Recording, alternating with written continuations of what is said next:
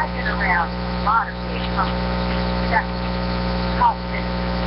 I like men like that. The only American train, like the American Adversaries. These guys are executive and smart. And we're back. That's right, folks. Thanks for being with us tonight.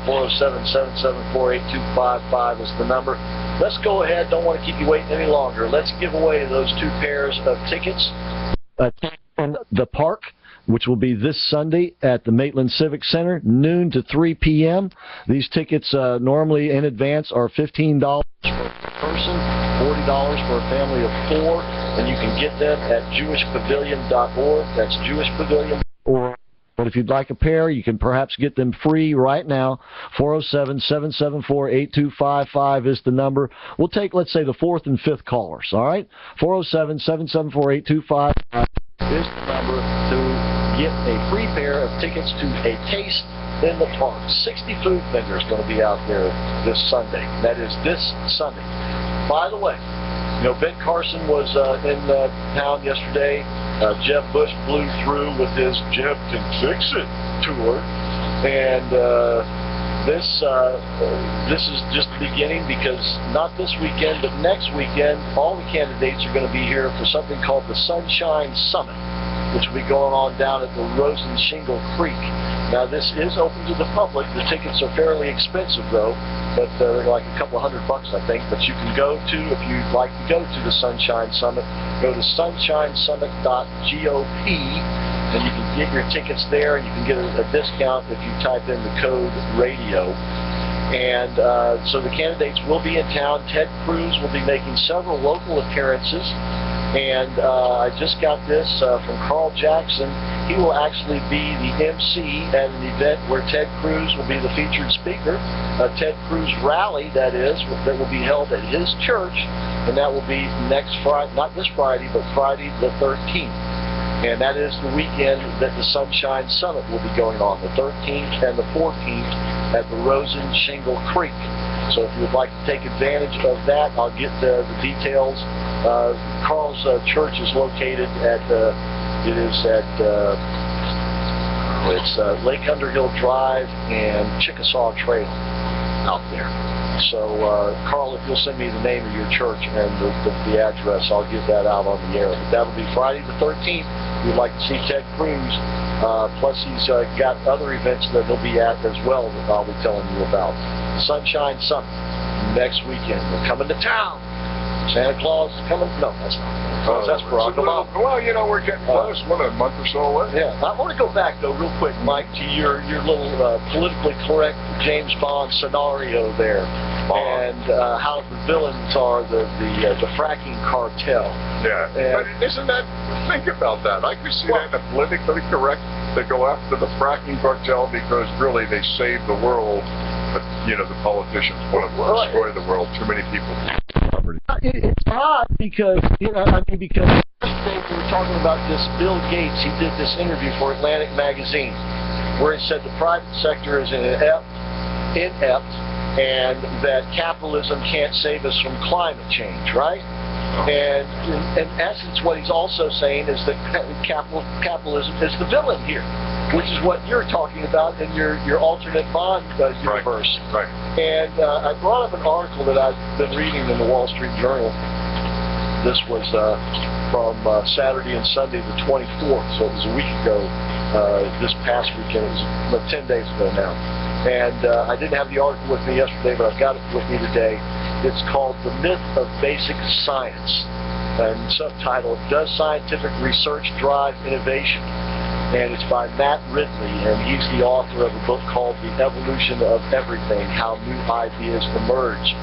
And as I said, he talks about how technology evolves, and it evolves at its own pace, and you can't rush it, and you can't stifle it. You can't slow it down. By the way, congratulations to Rick and Tim. They got the tickets, the pairs of tickets to A Taste in the Park. We'll have some more tickets to give away tomorrow.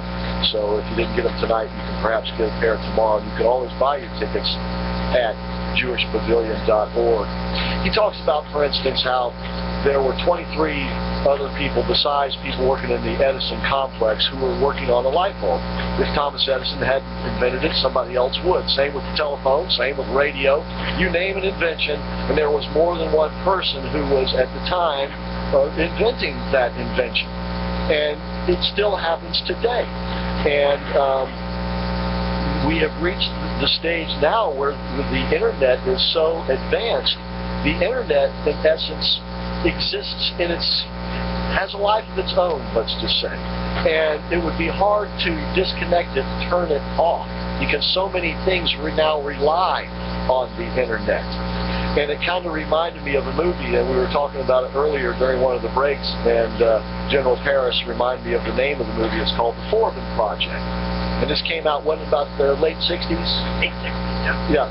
And it's about the United States and the Soviet Union had gotten together. They were worried about and this was kind of like the Dr. Strangelove genre, where a human error would cause a nuclear war, right? And so each nation got together and they built these supercomputers and they put the sides of mountains where they would be protected.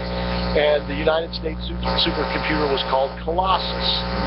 And at some point, after they built them and they were all secured and everything, and they locked them into the mountain where no human could access it, they then turned them on and connected them with one another. And in essence, the computers took over. And they then took over, because they had been designed to take over the nuclear arsenals, they blackmailed the human beings. That's right. And they said, you will do what we tell you to do, or we will. But that's the bad news. The good news is we are much smarter than human beings, and we will devise a society that will be totally peaceful, and everything will be great, right? The only problem is now we're under the thumb of Colossus and its Soviet counterpart. Well, kind of we're in that situation today with the internet. We are so reliant on the internet that it is more or less controlling us, and it is controlling the pace of technological innovation. And that will occur now, as it has always occurred, at its own pace. And it has nothing to do with government interaction with the scientific community.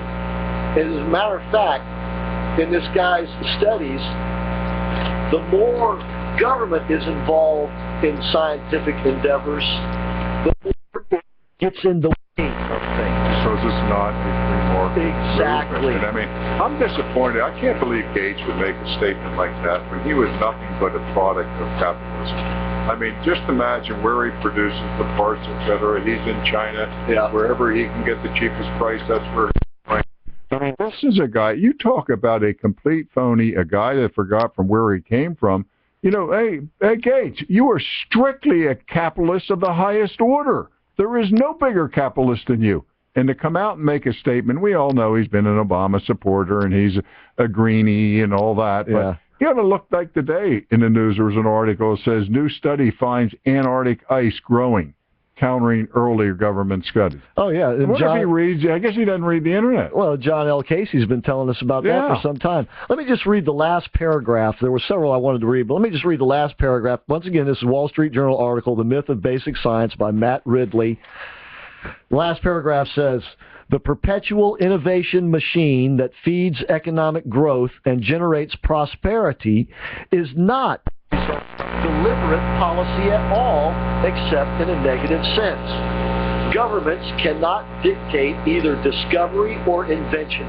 They can only make sure that they don't hinder it. That's in the good word.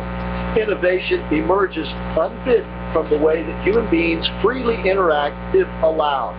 Deep scientific insights are the fruits that fall from the tree of technological change.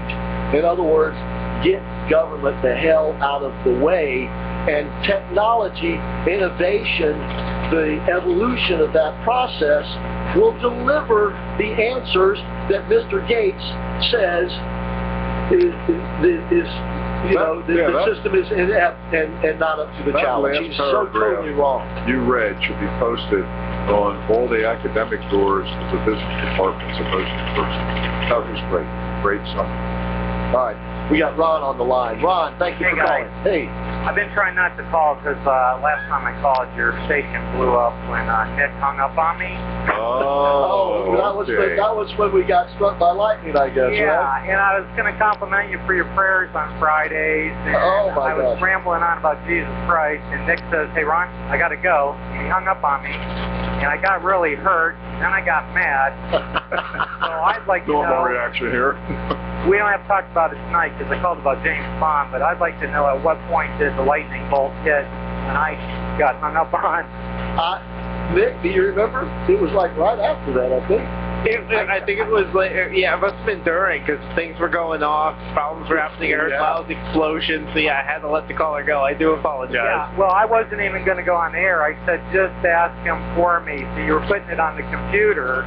And bam, we got hit. Yeah, and I was angrier than living hell. Okay. I felt like he hung up on me, but No, believe me, that was... I didn't think so. Yeah, even if we couldn't have done anything anyway, because we were dead. I mean, we were dead in the water. Right. Well, I've been trying to call since I caused that, so...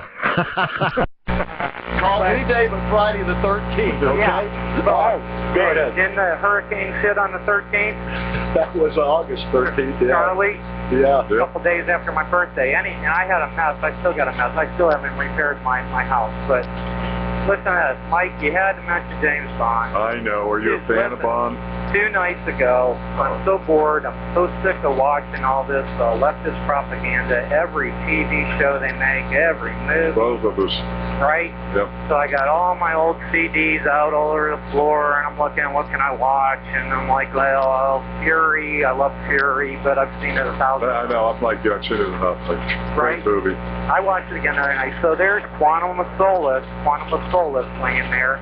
And I'm like, oh man, I love that movie, but I'm not ready to watch that again, right? Right. So you had to mention that, but you left one thing out. When he pulls his stun gun out, he's going to have to call the Obama White House for permission to activate his gun. Oh yeah, you're right. I was trying to infer a lot of these things. You know? That's why I called Chris.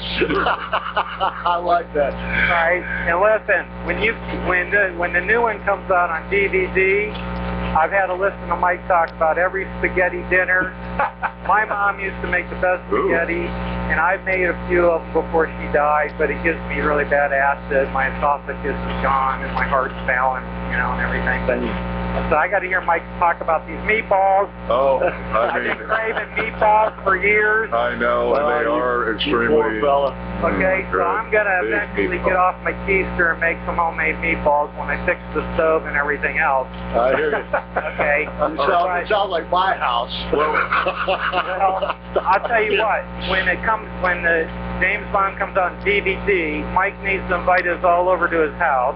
I think we could do that, but the thing I want... You'll do some cooking. You'll do some cooking, right? We're looking No, I ain't forward. doing no... Oh, you can cook, yeah, but I'll bring some beer and the Bible. Chris, you can bring your Bible. Okay. And I'll bring some Coors Light. I'll bring the martinis, so we'll be all set. What were you saying there, Mike? No, what I was saying is I think Thursday is going to be hilarious. So we've had, our last contest, we had like 38 callers. We got some creative and folks I out there. like this idea. You create the first, 30 seconds of the movie, taking political correctness. I mean, imagine how these PC people could ruin everything, even including a James Bond movie. So we'll see what derives here on Thursday. All right, Ron.